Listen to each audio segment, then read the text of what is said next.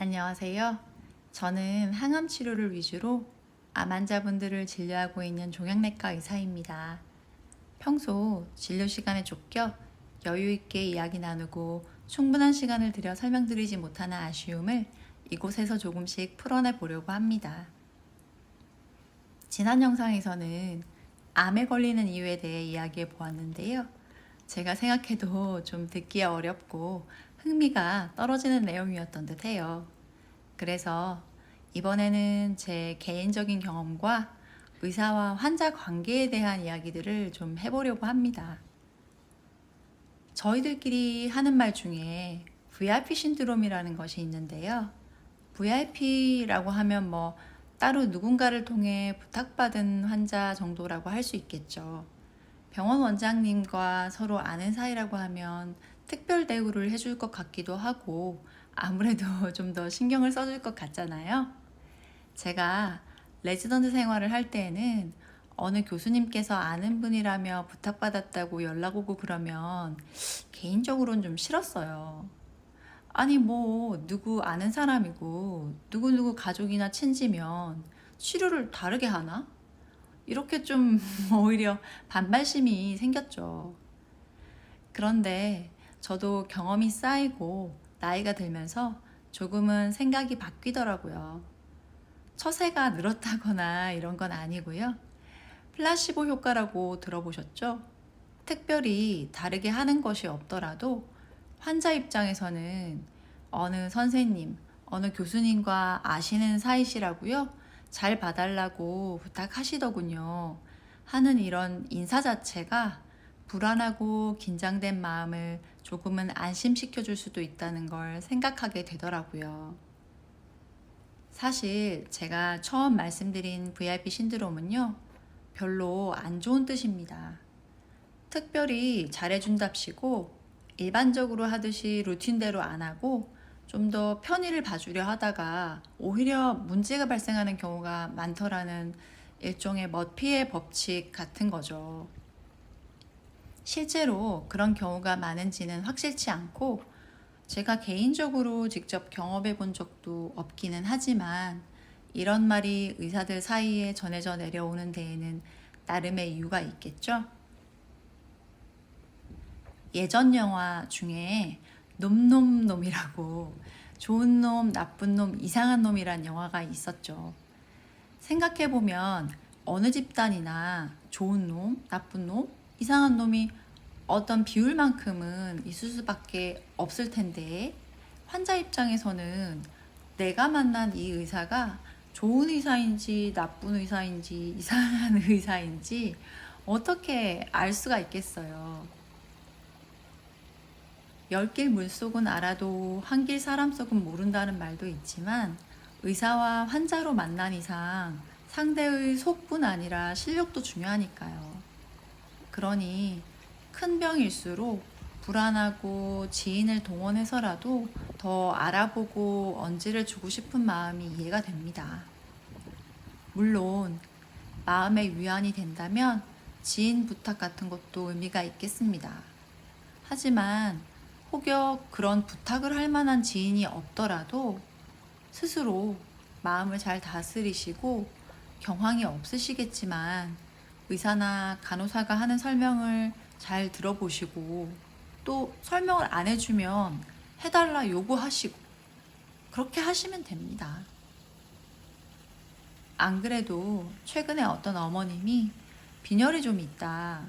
항암 치료를 하면 보통 빈혈이 오기는 하는데 수치가 조금씩 더 떨어지고 있어서 추가로 내시경 같은 검사를 좀 해보시는 게 어떻겠냐고 설명을 드리니 빈혈 수치가 낮은 게 나쁜 건지 높은 게 나쁜 건지 모른다고 하시면서 어떤 게 나쁜 거냐고 물어보시더라고요. 정말 솔직히 말해서 처음에는 속으로 빈혈이 있다고 하면 피가 모자라다는 이야기인 걸 모르신다고 싶었어요. 그런데 설명을 더 드리고 나니 확실히 소통이 되어서 더 좋았고 생각해보니 간 수치나 콩팥 수치는 높으면 안 좋다고들 하니 헷갈리실 수 있겠다 싶더라고요. 젊은 사람들이야 인터넷에서 검색도 많이 하고 환우 카페 같은 곳에서 정보 교환도 하면서 백혈구가 떨어지면 항암제를 못 맞는다는 것부터 무슨 약이 언제부터 보험이 된다더라 뭐 이런 것까지도 알고 오시기도 하지만 제가 주로 만나는 암 환자분들은 주로 노년층이 많으시니까요. 나중에 다시 떠올리니 나는 빈혈이라는 게 수치가 높은 게 좋은 건지 낮은 게 좋은 건지 모른다고 명확하게 이야기하셨기 때문에 추가로 설명을 드릴 수 있었던 게 좋았다는 생각이 들었습니다. 어딘가에서 들은 정확하지 않은 지식으로 자꾸 이것저것 따지는 분도 진료하기 어렵지만 저 개인적으로는 저는 아무것도 모르니까 선생님이 시키는 대로만 할 거예요. 이렇게 하시는 분도 어렵더라고요. 정말로 딱 이렇게 말씀하시는 분도 계셔요. 예전에 나는 아무것도 모르니까 우리 큰아들이 하자는 대로 다 할 거요 하시는 분도 계셨어요. 어떤 선생님께서 의사와 환자도 궁합이 있는 것 같다고 하셨는데 정말 그런 것 같기도 하고요. 뭔가 보수적이고 전통적인 의사상이라고 해야 할까요? 그런 권위적인 의사의 모습에 기대고 싶어 하시는 분들도 계시죠. 저도 사실 환자의 성향에 따라 조금씩 대하는 방식을 달리 하기는 합니다만 최대한 같이 의논해서 함께 치료를 결정하고 진료실에서 가능한 한 최대한의 소통을 하고 싶은 것이 저의 소망입니다.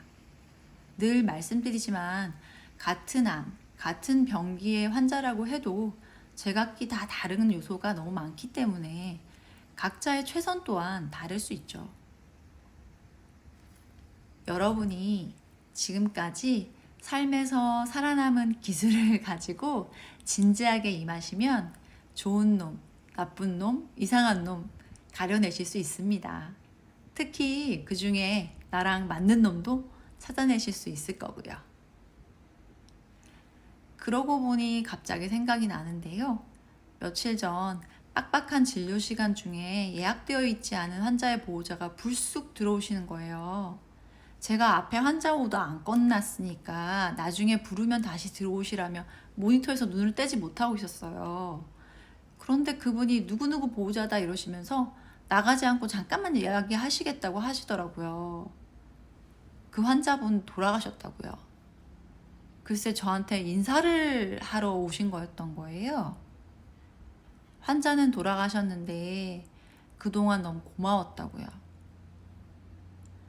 조무사분도 다른 환자 오더 상의하러 들어와서 기다리고 있고 뒤에 예약 환자들도 많이 기다리고 있어서 길게 이야기를 못했어요. 고생하셨다고, 정말 그동안 고생 많이 하셨다고 그 말밖에는 하질 못했네요. 저하고 몇 년간 치료를 이어온 4기 암 환자였고 최근에 제가 호스피스를 권했는데 환자 보호자께서 그래도 항암 치료를 더 해보고 싶다고 하셔서 결국 항암 치료를 더 하던 중이었거든요. 처음 만났을 때는 치료 안 받겠다고, 사기면 어차피 치료 안 되는 것 아니냐고 하셨던 분인데 지금도 그분 얼굴이 선합니다. 다시 생각하니 환자가 돌아가셨는데 그 인사를 하러 굳이 진료 시간에 찾아와서 말씀을 해주신 그 마음이 새삼 놀랍네요. 어떻게 그렇게 인사를 하러 오실 생각을 하셨을까요? 사실 호스피스를 권했을 때 보호자분께서 여기서 항암 치료 더 안 된다면 서울에 가보겠다고 하셔서 을에서도 써드리고 4기암으로 몇 년을 투병하셨는데도 못 받아들이시는구나 했거든요. 전혀 예상치 못했던 그 짧은 인사가 며칠 동안 마음에 남습니다. 우리는 얼마나 서로를 이해하고 소통할 수 있는 걸까요? 그분의 그 작지만 크고 고결한 행위가 지치고 낡은 제 마음에 파문을 일으켰습니다. 이렇게 암 환자분들을 진료해온 지난 10여 년 동안 저도 많은 경험을 하고 조금씩 바뀐 부분들도 있는 듯 합니다.